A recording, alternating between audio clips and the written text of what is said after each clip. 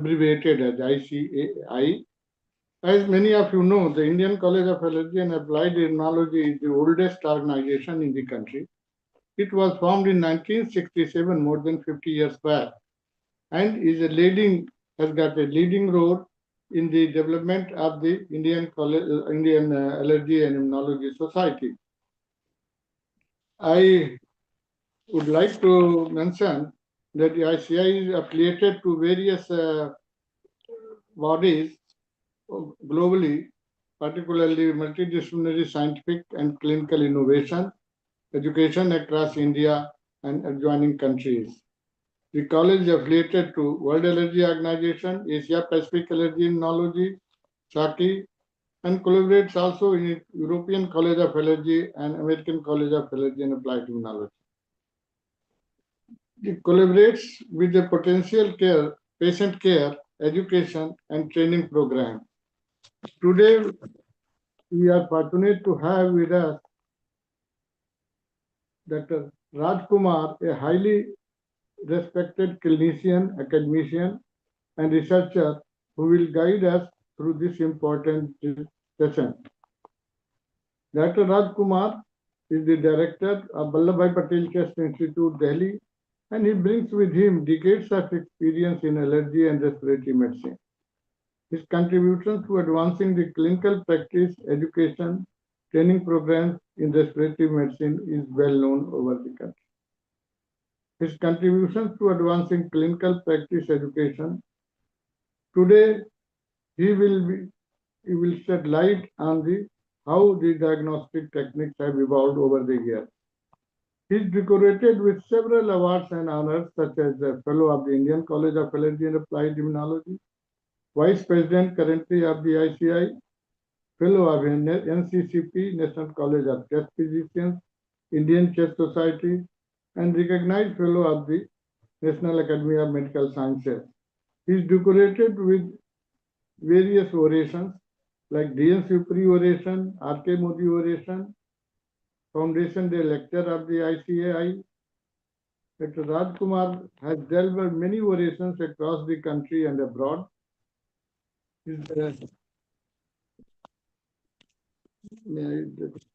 Right. So we are fortunate to have him here, and he has more than 600 research papers in national and international journals. He gave a C.P. Thakur oration in Patna actually yesterday, and he was felicitated by the Honorable Governor of Bihar, Sri Arif Muhammad Khan Sahab. So with these few words, actually, if I read actually his CV, it will take another 15 minutes. So with this, I invite Dr. Rajkumar to deliver his lecture on diagnosis of allergy. Thank you. Hello. Hello. Yeah. Yes. Can you listen? Yeah. Thank you. So thank you, Dr. A.B. Singh, for the nice introduction. And I'm happy to be there with the comprehensive learning for the education on allergy and respiratory care. And my today's topic is advancement in allergy diagnosis.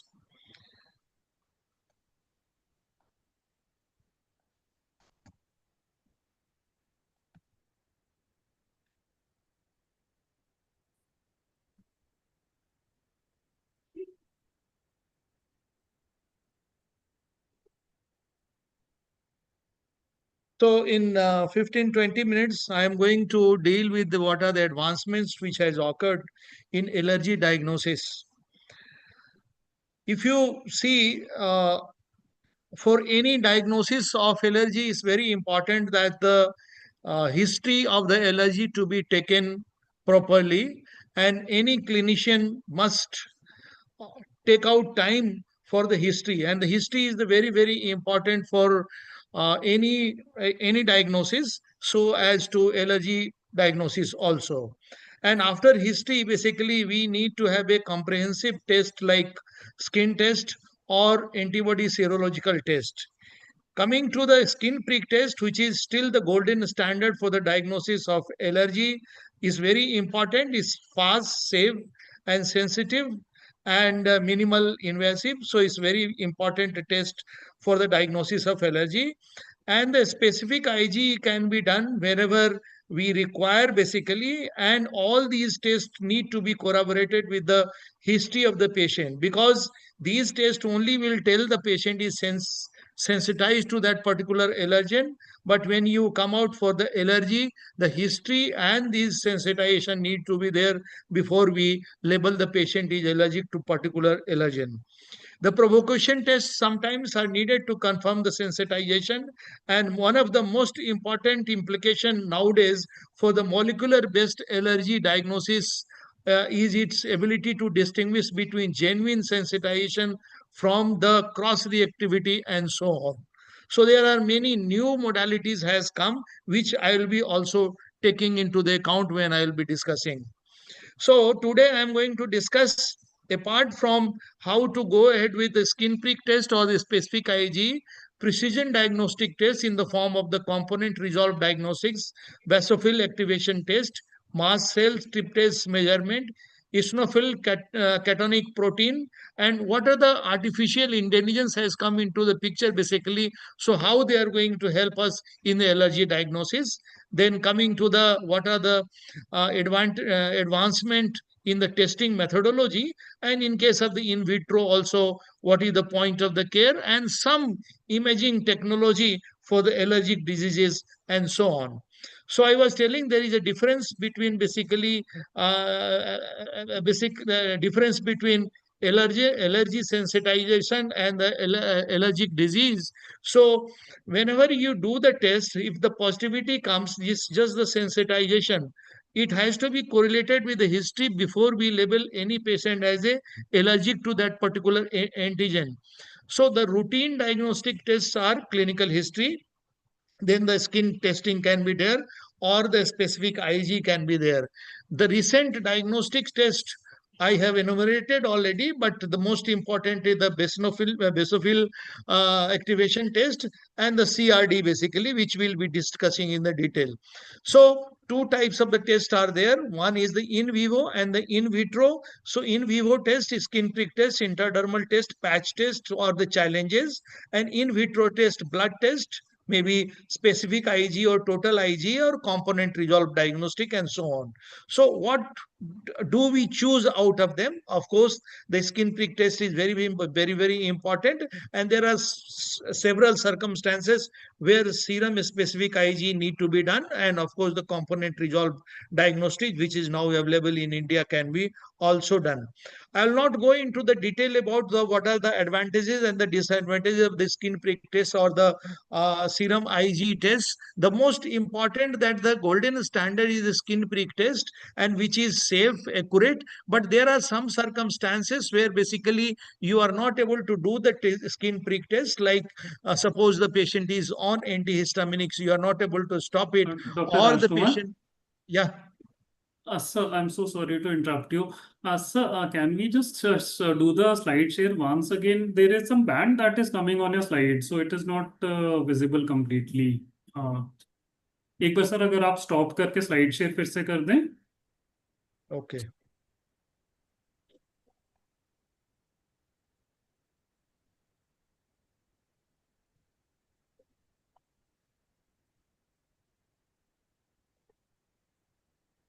Now it is okay? Sir, it's coming up a bit. It's not, we are not able to see. Sir एक band आ रहा है. मेरे slide no में तो problem. ठीक है. नहीं sir, हम no problem sir, we'll manage. वो आपके इसके बाद हम उसको एडिट कर देंगे. We can continue sir.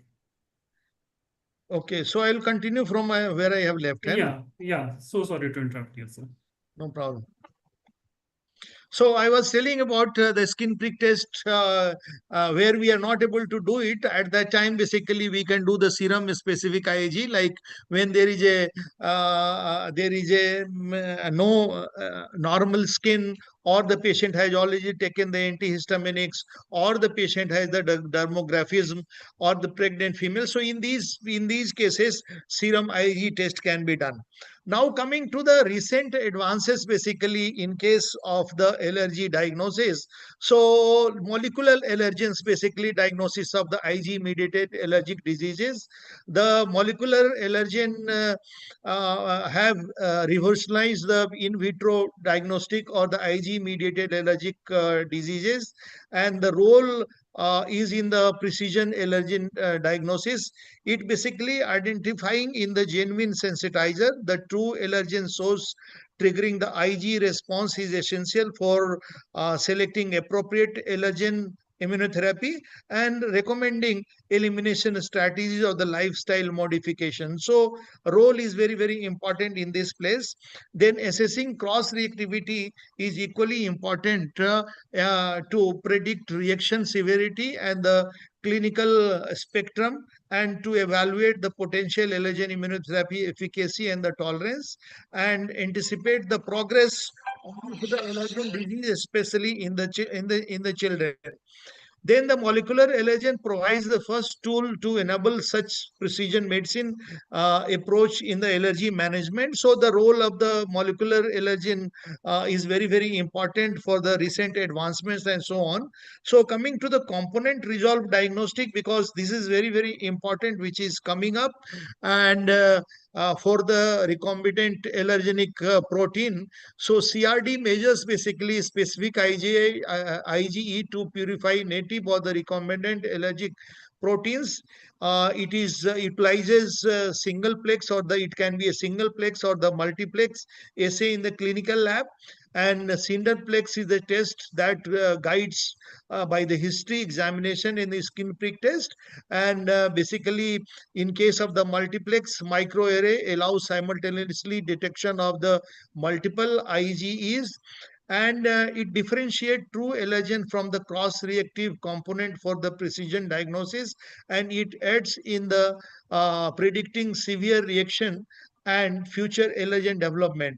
And these recombinant allergens are lab made using molecular technique like the mRNA extraction, cDNA synthesis, PCR, or E. coli expression system. So CRD supports the risk stratification by identifying a specific allergen component associated with the severe reaction, basically.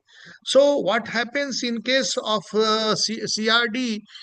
Employee can be two main assay. One may be a single plex where single allergen specific Ig can be made, and multiplex. So in case of the single plex assay detects a specific Ig for the one allergen per sample, and these are standardized sandwich and fluoro and the lumino immunochemical methods, basically.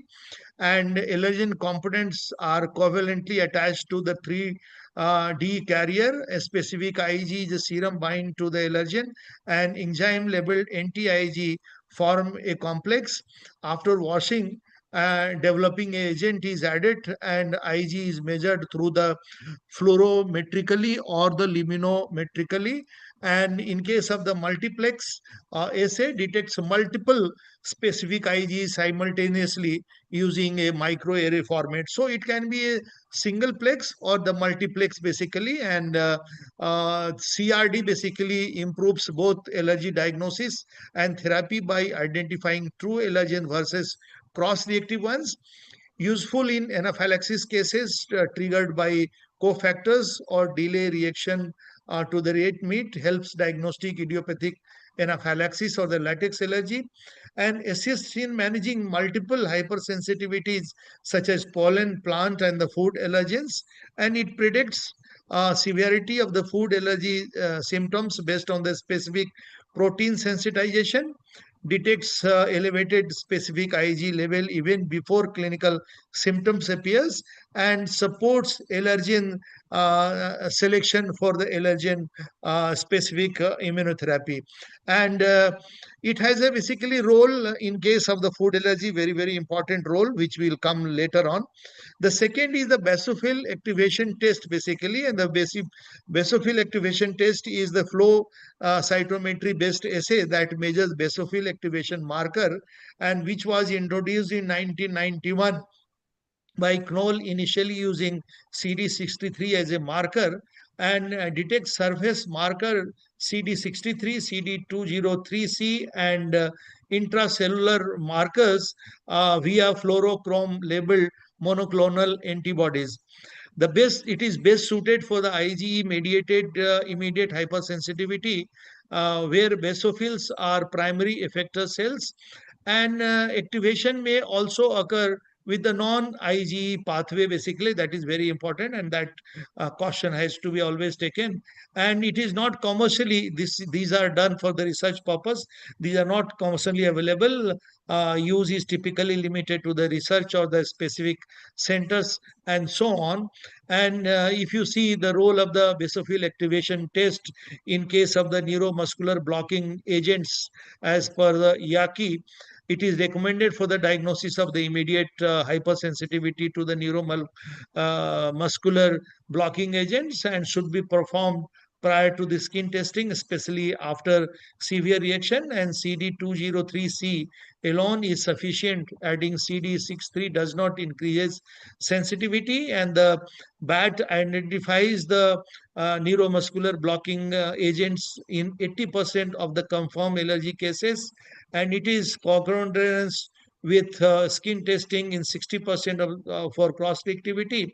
And most important, that basophil activation test supports diagnosis but cannot replace skin testing, which is the Gondel standard, basically.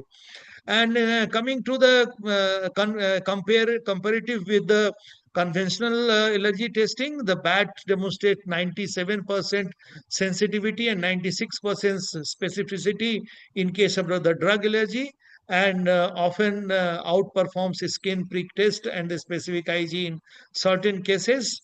And in case of the drug hypersensitivity, it identifies the culprit drug in 25 to 73% of the cases where SPT or specific IG are negative.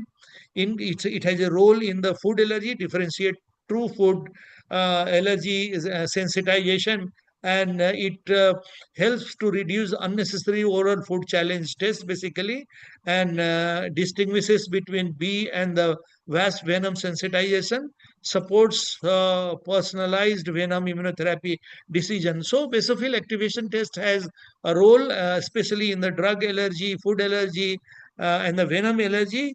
But these are available for the research purpose and so on. And if you see the sensitivity and the specificity of the basophil activation test for the different allergic conditions, like the food allergy, the sensitivity is 98%, specificity is 96%, especially in the peanut, in the egg, it is specificity is 100%. In case of the drug allergy, you can say it ranges, sensitivity ranges from 55% to 80%, and specificity from 80% to 96%. In case of the insects venom allergy, vast 85% sensitivity, and the specificity is 83%. Bee venom, the 91% sensitivity and 93% specificity. So it has got role, basically, in case of the food allergy, drug allergy, and the insect venom allergy.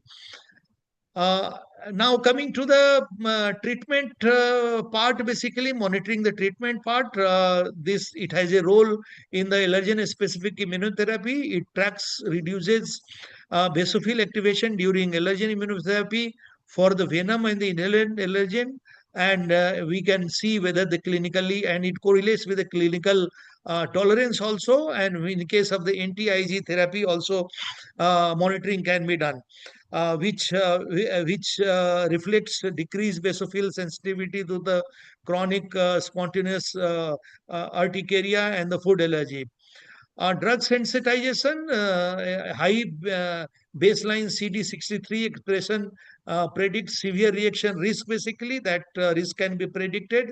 And of course, persistent basophil activation positivity during the repeated desensitization indicates ongoing hypersensitivity and guiding dose changes and so on. Coming to the mast cell tryptase measurement for the diagnosis and managing anaphylaxis. So it has a role basically in case of the diagnosis of anaphylaxis. And it has been shown that the UK Resuscitation Council has recommended for the anaphylaxis, and it peaks at 1 hour post reaction within 2 hours half life. And assessed tryptase and the histamine level in 11 confirmed severe anaphylactic reactions, where it has been shown that the tryptase cutoff is less than 12 microgram per liter, basically, and the sensitivity is 0.55, and the specificity is 0.93. And it has been seen that combined tryptase plus histamine sensitivity increases to 0.90. And so in this particular study, it was concluded that serial tryptate is more reliable than the single value, and the histamine add to the diagnostic value of anaphylaxis and so on. And it has role in the systemic mastocytosis, where the baseline tryptase is more than 20 microgram per liter, is a minor diagnostic criteria, and it is persistent elevated, reflects mast cell burden, and supports the need of the bone marrow biopsy in case of the systemic mastocytosis. And mast cell activation syndrome, the diagnostic criteria includes tryptase more than 20% or 2 microgram per liter during spontaneous episode, and must be interpreted in combination with the clinical signs of the mast cell activation. And hereditary alpha tryptasemia, that is baseline is more than 8 microgram per liter and so on. Coming to the another marker, another eosinophil catonic protein, which is an inflammatory marker basically, and its function is catonic protein from the eosinophil granules, defends against the parasite worms, bacteria, and RNA viruses. And allergic inflammation is it causes epithelial and the subepithelial tissue damage in mucosal area. And it is a inflammatory biomarker in asthma patients also. And in case of eosinophilic esophagitis, helpful in the monitoring the disease severity. And food avoidance diet requires improved testing method for the effective monitoring during the elimination and reintroduction phase and so on. So it has been seen that the ECP in the atopic diseases, it is increased in the atopic dermatitis, asthma, allergic rhinitis, and useful for the monitoring diseases activity and the treatment response. And various studies has been done. In one of the study, around 875 patients with the skin disease, and 79 healthy controls were there. So elevated ECP in the drug reactions, psoriasis, and acute urticaria was seen, and it was a strong correlation between the ECP and the eosinophil count, and ECP may aid in understanding skin diseases pathogenesis, though its precise role remains uncertain. Coming to the working as a ECP as a biomarker for the eosinophilic esophagitis, in one of the study where 15 eosinophilic esophagitis patients were taken compared to the healthy control, the ECP was significantly elevated basically compared to the normal control, and the diagnostic accuracy was sensitivity was 80%, specificity was 90%. And the serum ECP is a reliable non-invasive marker for the diagnosing EOE, correlating well with the disease severity and the clinical feature and so on. Coming to the role of the artificial intelligence in the allergology is very, very important. Now, the artificial intelligence has a much bigger role play in the medical field. And if you see for improved patient care, machine learning, deep learning, environmental monitoring, then accurate diagnosis, tailoring therapies, and optimized care pathway are very important with the help of the artificial intelligence and so on. So if you see, allergy forecasting can be done. It predicts allergen level to support allergic diseases management, relies on environmental monitoring of the weather, airborne particles, and the pollutants. So forecasting can be done by the artificial intelligence. It can deliver real time allergen alert by the integrating weather, environmental data, and one of the app is also used for the pollen level monitoring and so on. So digital health tool enhance management of the seasonal allergic rhinitis, boost therapy adherence, other personalized symptoms forecast linked with the real pollen data can be there.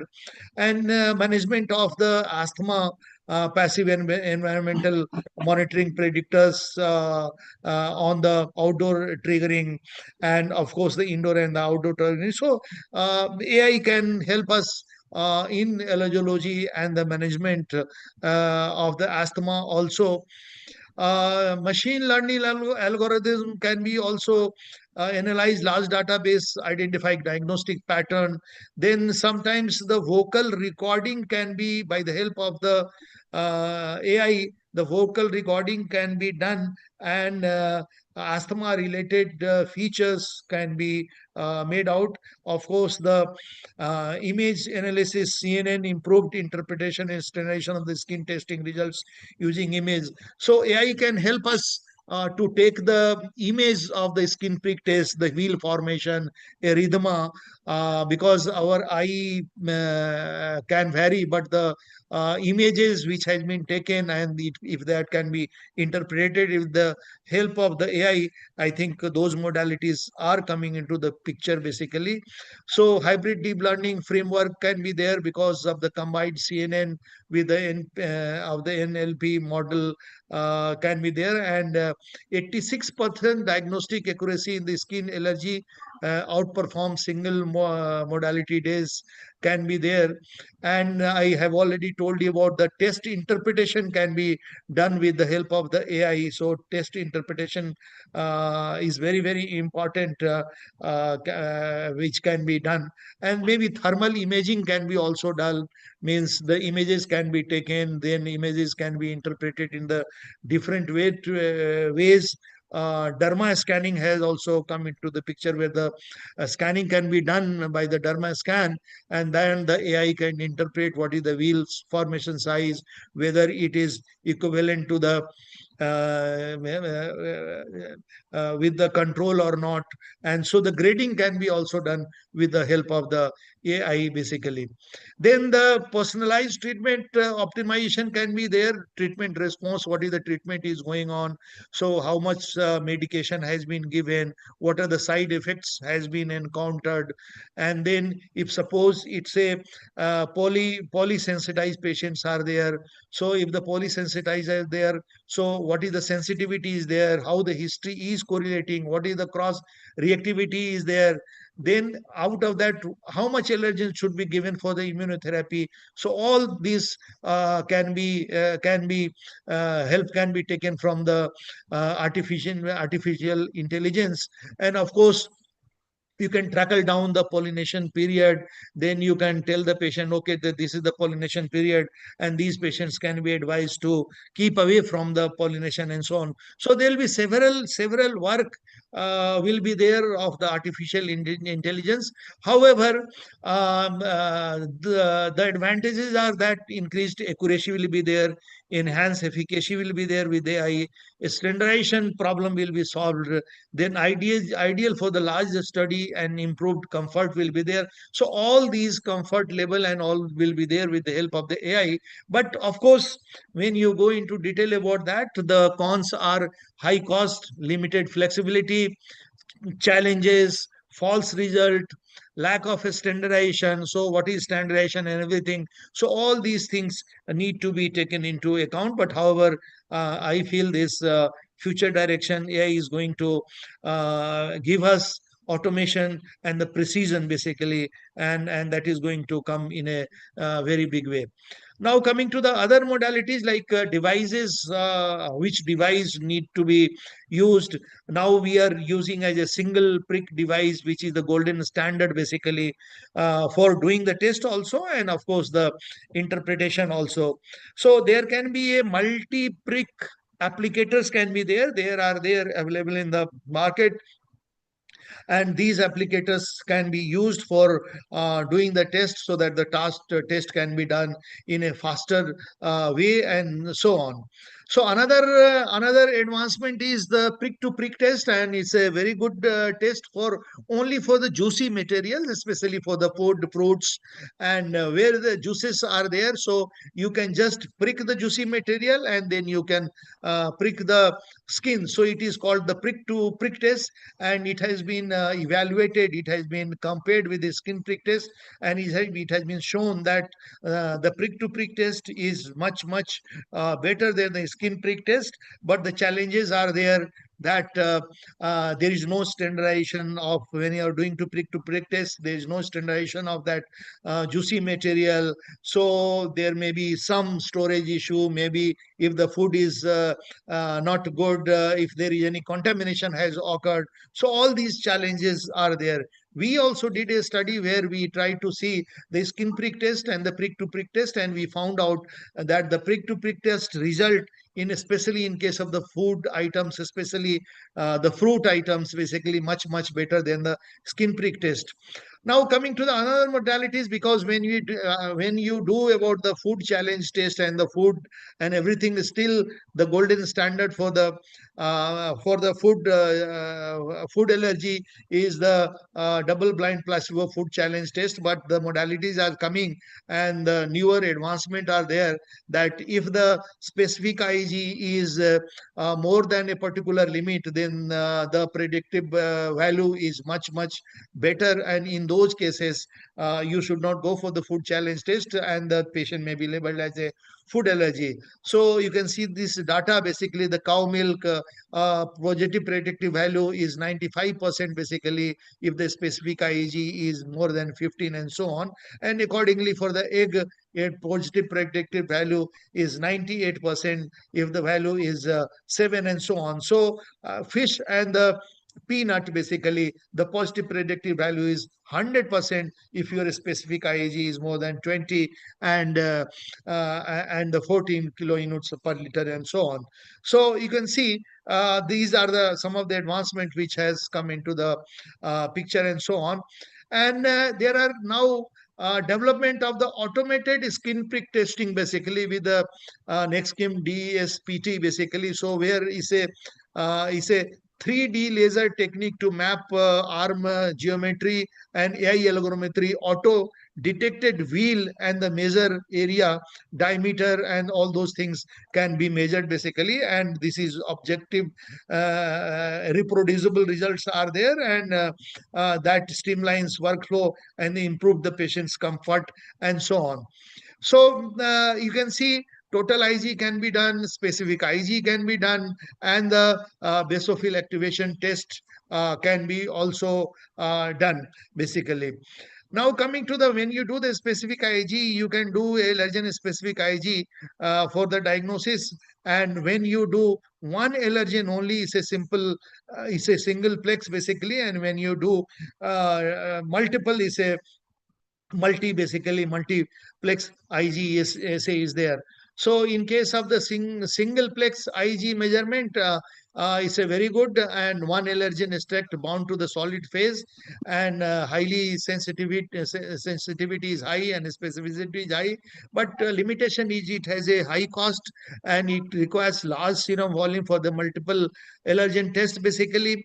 And of course, in case of the multi plex IgE test, multiple allergen can be done in a single run. But here the limitation is the lower sensitivity for the low level IgE due to the reduced allergen density is there basically. So some disadvantages is there. So ideal is to go ahead with the single plex, but of course time and your cost is very, very important. So these are the few examples basically, like microarray, immunoblot, bead based assays, different kind of the assays, and then the different kind of the allergen and components tests can be done, and so on. Coming to the point of the care, basically diagnostic testing near the patient for the false positive and timely decision, immediate result is there, site care there, quick treatment initiation can be there. And basically, if you see, immunocap rapid include 10 allergens, and 10 allergens can be done with a single prick, whole blood applied on the cassette, and in the single prick 10 allergens can be done, and detection is IED bind allergen on the strip, visualized with anti IG colloidal golds, and developing solution activation can be there, and it basically suit in the primary care, and the and positive patients referred to the specialist, and so on. So if you see about the common specimen in this can be done like urine, blood, saliva, and these tests can be done at the primary care setting. These tests can be there. Coming to the imaging in the allergy diseases, so the it's very important in the allergic diseases. The image, it has a role of the imaging, especially in case of the rhinitis or the bronchial asthma or other allergic diseases. And if you see, the X-ray is the first line tool for the lung and the airway evaluation. Then the CT scan can be done. Then sometimes ultrasound is also needed for the soft tissue evaluation, and so on. And MRI can be also can be used for these tests. So the chest radiography is the first line tool for the imaging modalities, and sinus, if the sinus evaluation, if you want to do it, then the CT scan can be done for the nasal sinusitis or rhinosinusitis, and sometimes CT scan sensitivity and the specificity for the diagnosis of the invasive fungal sinusitis is more than 80%. So you can see basically where there is a any problem is there in case of the orbital fossa, then in case of the bone, or any bone trauma is also there, so that can be seen because the fungus can invade the basically sinuses, so that can be made out through the CT scan. CT asthma imaging basically is very important. Sometimes the bronchial thickening, bronchial narrowing, airway trapping, attenuation, or any mucus deposition is there, so that can be seen, especially in case when the uh, long history of the bronchial asthma is there, and the patient is sensitized to the fungus, or the diagnosis of ABPA has to be made basically, though HRCT will have the much more role basically to know the bronchiectasis, or to know the wall thickening, mucus plaguing, and the opacities which are important for the diagnosis of ABPA can be made out from the CT scan, and so on. So if you see, skin prick test is the golden standard basically for the diagnosis of the allergy. Of course, it has to be correlated with the history of the patient. Then the intradermal test can be there done. And whenever we are not able to do the skin prick test or the intradermal test, then the specific IG can be done, and allergen specific IG testing can be done, where we will be able to know basically to which the patient is allergic. But all these we need to correlate with the history of the patient. Some of the other modalities like the challenge test can be there, can be done where you are not able to find out the particular allergen. Patch testing can be done, and the molecular diagnostic, which I've already told you that it is coming in the big way, where you can identify a proper component basically of the allergen to which the person is allergic, and in the near future you can give the immunotherapy against that component basically. And of course the biomarkers, immunoassay and the biomarkers, inflammatory biomarkers are very, very important for the follow up the patient, or to know basically what is the condition of the patient, and so on. So, in to summarize, basically, I will tell that the history is very, very important for the diagnosis. the history followed by the investigation like the skin prick test or the specific IgE, and it should be correlated with the history basically. And when it is correlated with the history, it correlates, then only we can label the patient that person is allergic to that particular allergen, and label the patient that he has a allergy to particular allergen. Further, in coming to the advances, basically the component resolved diagnostic is very, very important. The component, we can make out the component of the protein basically to which the person is allergy, and especially we can that can be used in the food allergy, or later on, I think if we are able to find out the component immunotherapy, that will be good. Of course, basophil activation I have already told for the diagnostic, mast cell tryptase for the anaphylaxis. Catonic, eosinophilic catonic protein measurement is very, very inflammatory marker, and artificial intelligence is very, very important. It will play a very, very important role basically in taking care of the diagnosis and the management of the patient. With that, I thank the organizers for taking out the time and inviting me for this lecture. Thank you so much. Thank you, Dr. Rajkumar, for your excellent lecture on the latest developments in the field of allergy diagnosis and also taking it to the therapeutic management. I'm glad that you mentioned that the skin prick test is still the gold standard, that's the right way. But it should be substantiated with the molecular label, with CRD and other molecular activities like immunoblot and other things. However, they have also limited role actually. Even CRD, component resolved diagnosis, doesn't give the whole picture actually the allergen, but at molecular level, the particular protein at what level they are giving, that can help in environmental management or avoidance measurements in a particular food or something, because that not help in allergen immunotherapy because they are not still available at molecular level, recombinant proteins. However, there are certain questions from the participants, and I would like to put them. For example, there is just a minute.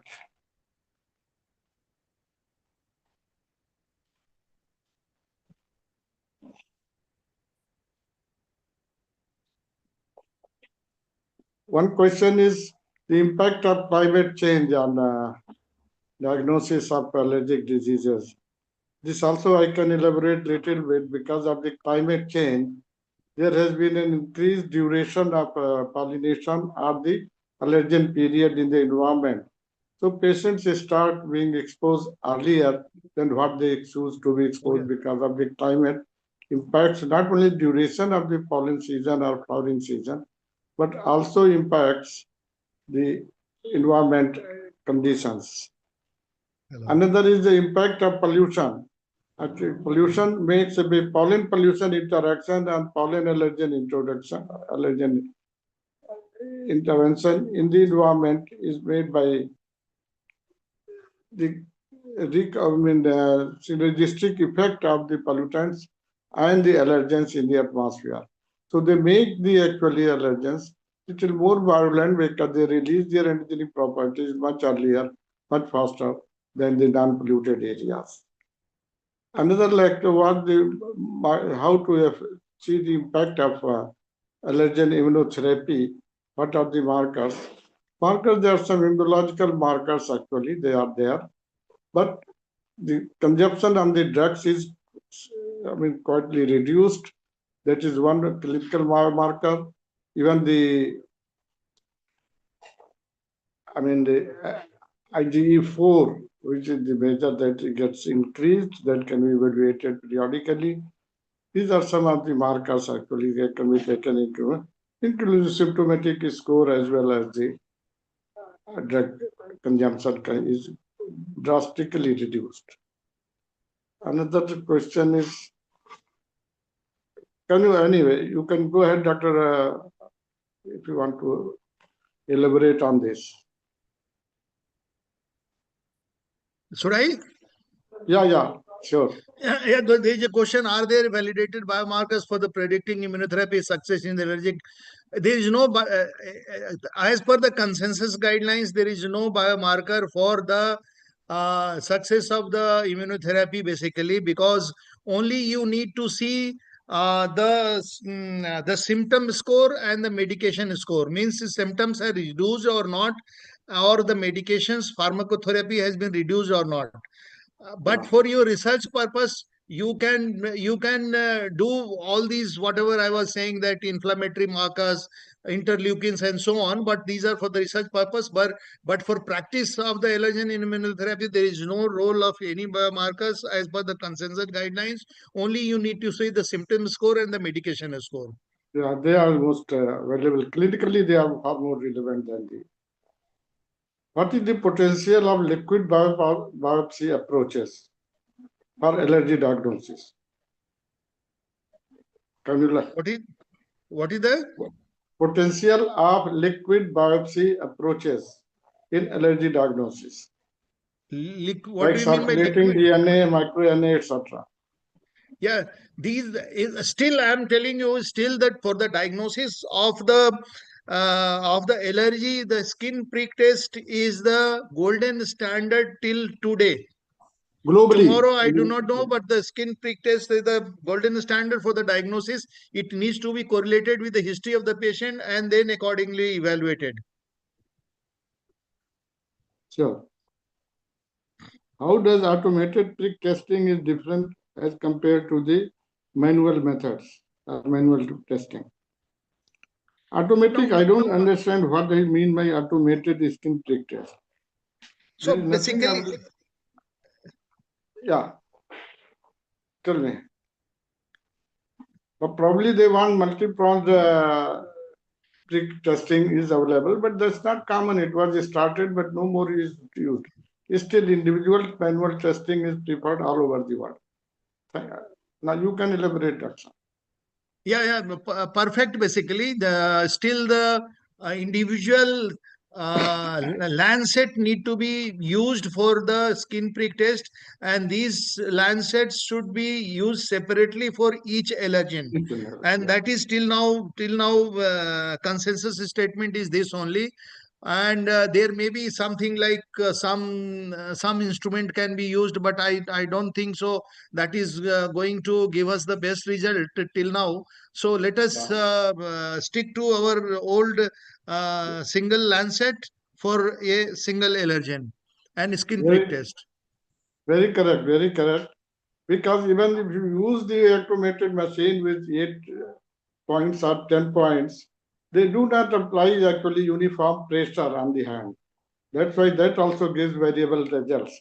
And there's no more use actually except one company who discovered this, but it's not being used anywhere else. So another question is, in your experience, the skit or the slit is better That for is called physiotherapy. That is beyond our discussion. But anyway, better you explain it. yeah, I can give the answer. There is no problem. Yeah. So in my experience, although I don't have the experience on the slit, I have the experience on the skit. But as per the literature, in the skit and the slit are both helpful in the allergy management, and skit is more efficacious than the slit, but skit has a more side effect than the slit. So these are the two things which has to be taken into account.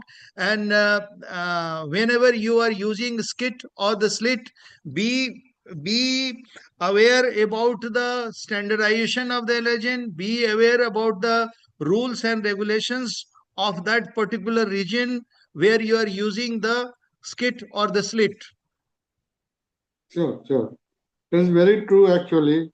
Right now, skit is almost more than 100 years old and is still being practiced globally, whereas sublingual has started recently. This also, as told by Dr. Rajkumar, they are equally efficient actually found. But still, there is a dose-dependent manner and other things, they are still not standardized. And to be honest enough, is not officially approved by the FDA in India. So you have to be used, I mean, your own judicious consciousness about using the sublingual immunotherapy as well as the skin prick test. Okay. Thank you. Any other question?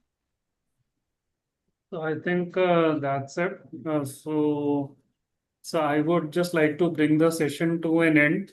And on behalf of Spirent, I would like to extend our heartfelt gratitude for your excellent moderation, Dr. Singh, and Thank you. the valuable presentation that you have given, Dr. Rajkumar. I'm sure there were some more questions, but they were not relevant to the topic because we are taking it in a phase-wise manner. So definitely we'll be taking up in the subsequent sessions that we are going to have. And thank you all the participants.